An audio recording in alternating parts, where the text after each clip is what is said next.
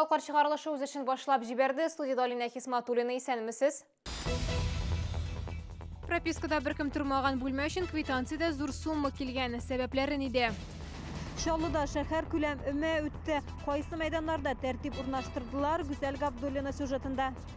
Шәһәрдәшләр үзләренең нәсел нәсәбен барлый. Республикада минем шәҗәрән бәйгесе бара. Бүлмә өчен квитанцияда бір бүлмәле фатирныкындагы хәтле сумма килгән. 23:11 йортында урнашкан бүлмә хуҗасы берәү генә. Бинада беркемдә тормый, әмма март өчен килгән квитанция февральнекеннән сизелерлек аерыла. Сәбәпләрен Гүзәл Габдуллина ачыклады. 23:11 йортында Надежда Лихачеваның 12,5 квадрат метрлы бүлмәсе бар. Бинада беркемдә тормый, пропискага да кертелмәгән. Март өчен килгән квитанциядә күрсәтелгән хезмәтләр өчен 2200 сум түләргә диелгән. Февраль өчен исә шәһәрдәшебез 1700 сум гына түләгән. Идарә итүче Ремжилстрой оешмасында бу салкын су өчен куелган исәпләү җайланмасына контроль үтелмәгән. Шуңа икенче сумма дип аңлаттылар. Из-за электричества, и за мусор, и горячую воду. Я же не могу жить в двух местах и пользоваться одними и теми же услугами. Я живу в отдельной квартире, в своей, и все оплачиваю там тоже, без задержки, каждый месяц. По этой квитанции я переплатила услуг на 902 рубля. В ЖЭКе это считали. Белгечләр Россия Федерациясының 354-нче карары нигезендә барлык исәпләүләр милек хуҗасы санына карап башкарыла дип аңлаттылар.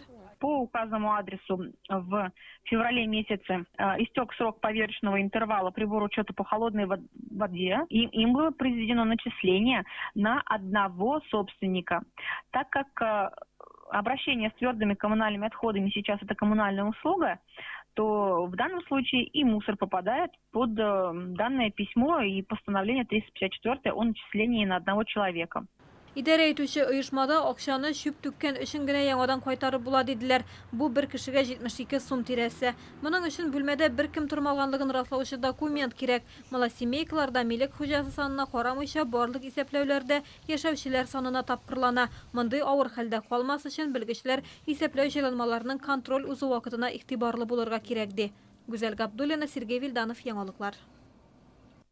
Спорт мәйданы орнына офислар бинасы төзеген, төзелеш калдыкларын да җыештырмаган. ШЛТВ кайнар линиясына 38-13 йортында яшәүчеләр мөрәҗәгать итте.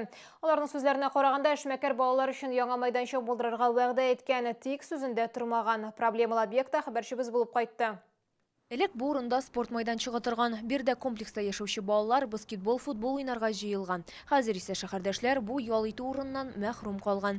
Аның каравы 38-13 йорты ишек алдында сәүдә офис бинасы һәм төзелештән соң калган чүп-чар тора. Инде 5 ел узды, һаман җыештырмыйлар дип зарлана шәһәрдәшләр. Летом воняет, там вообще невозможно, там щетолка там нету, там абсолютно мусора много, никому не нужно. Уже писали, уже через интернет уже писали, сказали, никому не мешает. Не знаем, куда еще писать. 38-нче комплекста яшәүчеләр сүзләренә караганда, эшмәкәр спорт майданчыгын сүткәч, җир асты парковкасы төзәргә планлаштырган, ә спорт кырыны башка урынга күчергә вәгъдә иткән. Әмма җир асты парковкасы да майданчыкта юк. Для детей здесь по большому счету нет ничего.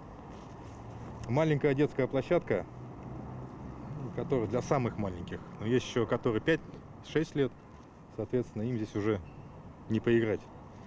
Если они играют в мяч, то здесь тоже опять-таки ничего не огорожено, попадают в машины. Здесь машины ездят часто, то есть с детьми здесь особо-то не погуляешь. 38-нче комплекс җирле үзидарә рәисе Фидия Минхаҗиева бу проблема турында белә, ләкин бина хуҗасы белән элемтәгә керә алмый. Мэрия матбугат хезмәтендә әйтүенчә, эшмәкәр территорияны объект тапшырылганчы төзекләндергә тиеш була. Әмма моңа акча җитмәү сәбәпле бу эш ахырына кадәр барып җитми. Хәзерге вакытта ул банкрот булып санала. Лилия Гатина, Ленар Султанов, Фәнис Иксанов, яңалыклар. Шоуында гадәттән тыш хәлләр турында хәбәр итү системаларын тикшерәчәкләр 24-25 апрельдә шәһәрдә гражданнар обороносы буенча өйрәнүләр узачак. Алар барышында гадәттән тыш хәлләр турында халыкка электросирена ярдәмендә хәбәр бирү системасын тикшерәчәкләр. Шәһәрдәшләргә курыкмаска, тынычлык сакларга киңәш итәләр.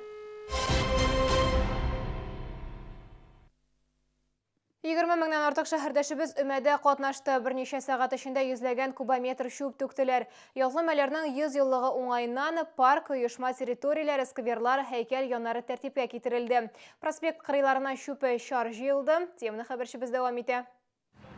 Эре оешмаларга айрым мәйданнар билгеләнде. Мисал өчен Катыргы кәгазь комбинаты хезмәткәрләре Орловка бистәсендәге обелиск янын җыештырды. Икенче берәүләр Сидоровкадагы паркны тәртипкә китерде. Ел саен шәһәрдәшләрнең чисталыкка өйрәнгәне күренеп тора ди өмәдә катнашучылар. Үзе бер сәгать ябыт. Монда бөтен кеше культурны, андый теләсә нәрсә сыйып ташлап йөргән кеше юк. Бердәм Россия фиркасының җирле бүлекләре халык зарлары буенча пычрак урыннарны ачыклаган. Сидоровка паркындагы өмәгә 200-дән артык кешене җәлеп иткәннәр. Субботник в этих парках проходит в рамках проекта «Общественное пространство Сидоровка». Руководителями данного проекта являются Кислов Александр Иванович, руководитель исполкома Комсомольского района, депутат городского совета Марсель Завидович Мингалимов. Сегодня сюда вышли учащиеся не только члены партии «Единая Россия», но и учащиеся колледжа, 9-й школы. Комплексларда апрель башында ук тәртип урнаштыра башладылар. Битараф булмаган шәһәрдәшләр чәчәкләр утыртты, балалар һәм спорт мәйданнарын җыештырды. Субботник у нас не завершился. Мы будем убирать и на следующей неделе, потому что второй этап благоустройства территории – это побелка деревьев, это благоустройство кустарников, это цветники, скобка, посадка цветов. То есть субботник, двухмесячник будет продолжаться и еще в мае месяце. Чисталык һәм яшеллек буенча санитар 2 айлык дәвам итә. Өмәләрдә катнашырга теләүчеләр эш кораллары сорап идарә итүче оешмаларга мөрәҗәгать итә ала. Гүзәл Габдуллина, Фәнис Ихсанов, Яңалыклар. 20 марттан 30 апрельгә кадәр Татарстанда минем шәҗәрәм генеалогик тикшеренүләр конкурсы уза. Аның максаты шәҗәрә төзү традицияләрен торгызу, гаилә кыйммәтләрен онытмау. Генеалогия агачын төзегәндә күп кенә катнашучылар үз гаиләсе тарихының кызыклы фактлар турында белә ала. Шәҗәрә төзү авырмам, шәһәрдәшләр белән Лилия Гатина очрашты. Минем шәҗәрәм бәйгесе турында Зәринә Разуддинова нисеннән белгән. Аның генеалогик агач төзүдә тәҗрибәсе бар. 3 ел дәвамында укучы әтисе ягыннан нәсел шәҗәрәсен өйрәнгән. Буыннан буынга күчеп килгән китап ярдәмендә кыз танылган татар язучысы Габдрахим Утыс Имәни Әл-Болгари белән туганлык җирләре турында белә алган. Без әни белән әбиләрне һәм бабайларны сораштык. Аннары гаиләнең архивын карадык. Анда борынгы фотолар, документлар булдылар.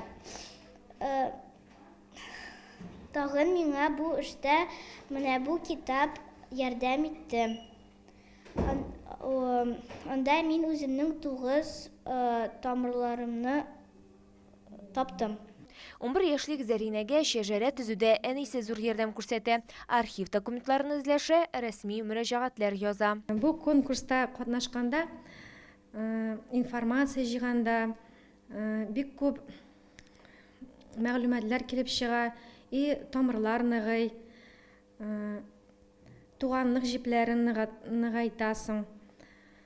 Шуңа күрә минемчә шундый конкурсларында һәм үзеңнең шәҗәрәңне белергә кирәк. Узган ел минем шәҗәрәм республикасы конкурсында 400-дән артык кеше катнашкан. Белгечләр фикеренчә, генеалогик агач төзү гаилә элемтәләрен ныгытырга һәм ата-бабаларыбыз турында күп кенә яңа мәгълүмат белергә ярдәм итә. Иң яхшы эш авторлары кыйммәтле бүләкләр алачак. Лилия Гатина, Фәнис Ихсанов, Яңалыклар. Бу сезгә ишкәрсә соңгы мәгълүматыбыз иде. Ишатнагыз уңышларга бай булсын дигән теләктә калып, Минорина Хисматуллина сезнең белән сау булашам. Игътибарыгыз өчен рәхмәт.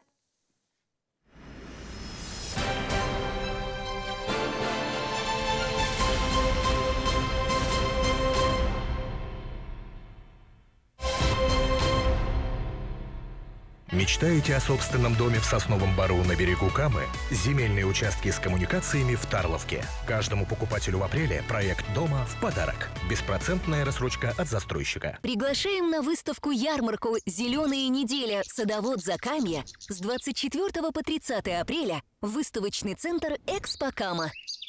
Европейский подход к лечению аденомы и простатита. Урологический центр «Урамед». Звоните 49 22 10.